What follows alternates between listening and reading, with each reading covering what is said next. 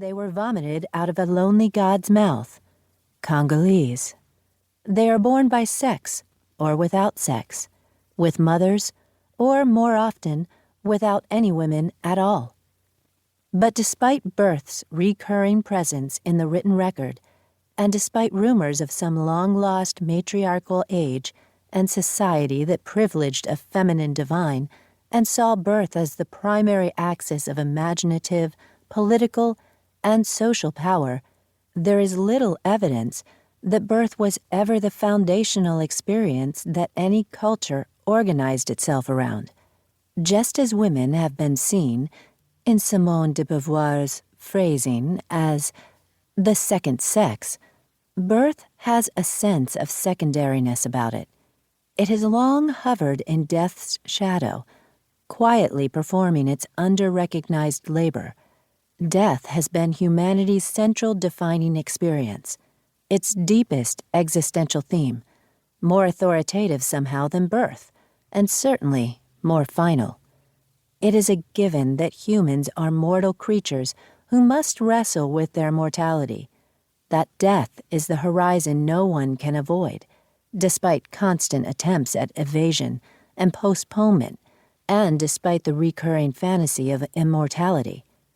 Birth, meanwhile, is what recedes into a hazy background, slipping back past the limits of memory, existing in that forgotten realm where uteruses, blood, sex, pain, pleasure, and infancy constellate.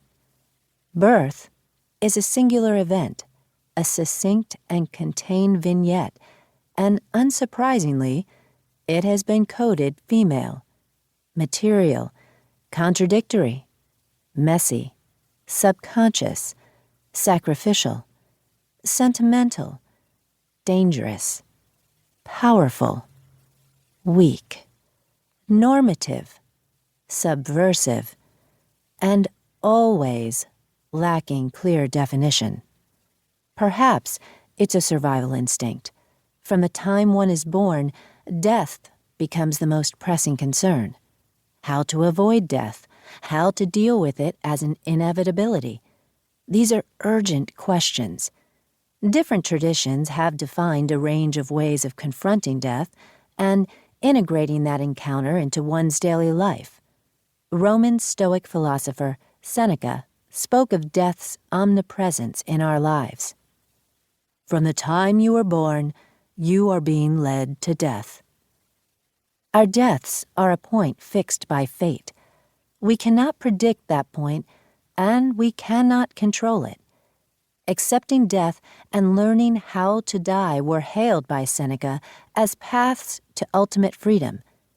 It is our love of life, he believed, our attachment to living, that holds us in bondage. Study death always, he instructed. It takes an entire lifetime to learn how to die. Those who philosophize properly, Plato had asserted centuries before Seneca, are those who practice death and dying. In the Christianity that matured alongside such Greek and Roman influences, the crucifix would overshadow the manager as the central symbol of liturgical worship, with Christ's death and resurrection accruing more theological significance in most communities than Mary's miraculous birthing. Celibacy and an otherworldly asceticism would be recommended for those on the fast track to salvation.